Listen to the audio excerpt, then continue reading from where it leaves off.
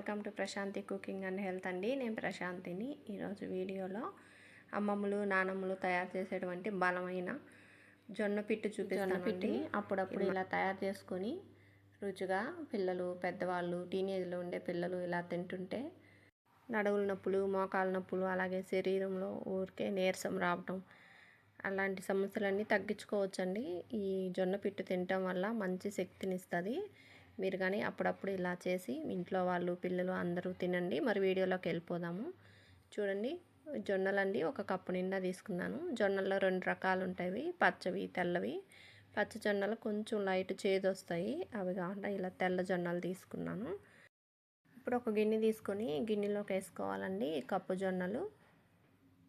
వేసుకొని ఇప్పుడు నీళ్ళు పోసుకొని 2-3 సార్లు శుభ్రంగా కడిగేసుకోండి.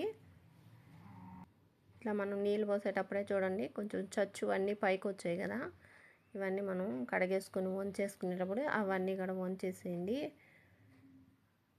అవన్నీ పనికిరావండి. అలా 2 సార్లు 3 సార్లు బాగా ఇలా కడిగేసుకొని నీళ్ళు పోసుకొని ఒక 7-8 గంటల సేపు నానబెట్టుకోవాలండి. మీరు సాయంత్రం చేసుకోవాలంటే ఉదయం నానబెట్టుకోండి, లేదా రాత్రికి నానబెట్టుకొని ఉదయాన్నే చేసుకోవచ్చు. నేను రాత్రికి నాననిస్తున్నాను, రాత్రి అంతా నానబెట్టుకుంటున్నానండి. చూడండి, ఉదయాన్నే చూపిస్తున్నాను. బాగా నానిపోయాయి. ఇప్పుడు ఇలాగా ఒక గిన్నెలో స్ట్రైనర్ పెట్టుకొని దీంట్లో ఇలా వడపోసుకోవాలండి. ఇప్పుడు ఒక గ్లాసు నిండా నీళ్ళు కానీ ఈ జొన్నల మీద ఇలా పోసుకోండి. ఫ్రెష్గా ఉంటాయి.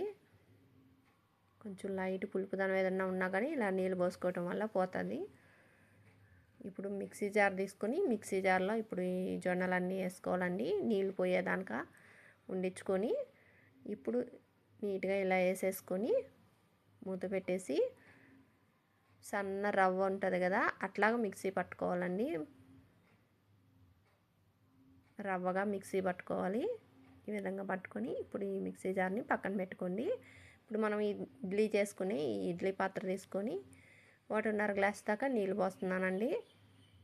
మనం ఉడికించేటప్పుడు మరి గురుకుపోయి మాడిపోకుండా పాత్ర ఇలా 1.5 గ్లాస్ పోసుకోండి. ఇప్పుడు ఆవిరి మీద ఉడికిచ్చేది ఉంటుంది కదండి ప్లేటు, నేను అది తీసుకున్నాను. మీ దగ్గర అది లేదు అనుకోండి, ఇడ్లీ ప్లేట్లు అయినా చేసుకోవచ్చు.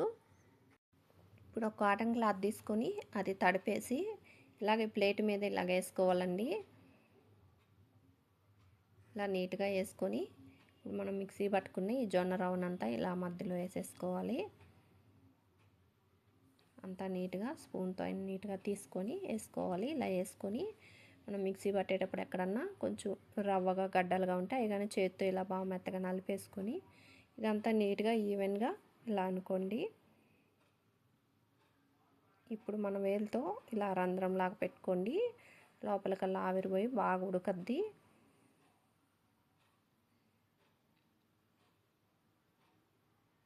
ఇలా రంధ్రాలు పెట్టేసుకోవాలి.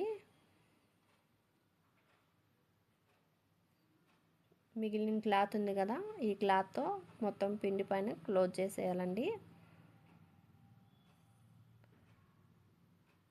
ఇలా క్లాత్తో పిండిని అంతా కప్పేసుకొని నీట్గా సెట్ చేసుకొని ఇప్పుడు ముందుగా మనం ఇడ్లీ పాత్రలో వాటర్ పోసి పెట్టుకున్నాం కదా, ఈ దీంట్లో పెట్టుకోవాలండి. ఈ ప్లేట్ ఎత్తి ఇప్పుడు పైన మూత పెట్టి ఇప్పుడు స్టవ్ వెలిగించుకొని మీడియం ఫ్లేమ్లో ఒక 20-25 నిమిషాల సేపు ఉడికించుకోవాలండి.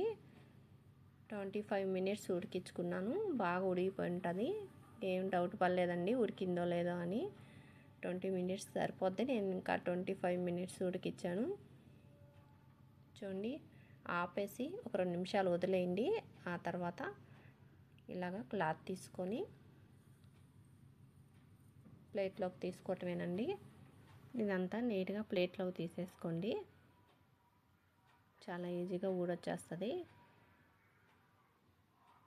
ఈ విధంగా. ఇప్పుడు మనం జొన్నలు ఏ కప్పుతో అయితే తీసుకున్నామో అదే కప్పుతో సగం కప్పు బెల్లం పొడి అండి. స్వీట్ బాగా ఇష్టపడే వాళ్ళైతే 3/4 కప్పు వరకు వేసుకోవచ్చు. ఇప్పుడు 3 స్పూన్లు ఎండు కొబ్బరి పొడి వేస్తున్నాను. మీరు పచ్చి కొబ్బరి ఉన్నా కానీ తురుము వేసుకోవచ్చు. అలాగే 3-4 యాలకులు పొడి చేసి వేసుకోండి. 2 టేబుల్ స్పూన్లు నెయ్యి వేస్తున్నానండి. ఇంకా నెయ్యి ఇష్టపడే వాళ్ళైతే ఇంకొంచెంగానే వేసుకోవచ్చు. ఒక 2 స్పూన్ల వరకైనా. ఇప్పుడు మనం వేసినవన్నీ ఈ జొన్న పిట్టులో బాగా కలిసే విధంగా బాగా కలిపేసుకోండి.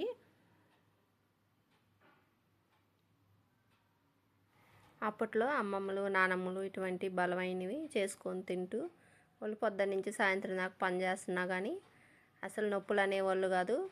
అలాగే వాళ్ళకి నీరసం అనేది వచ్చేది కాదండి.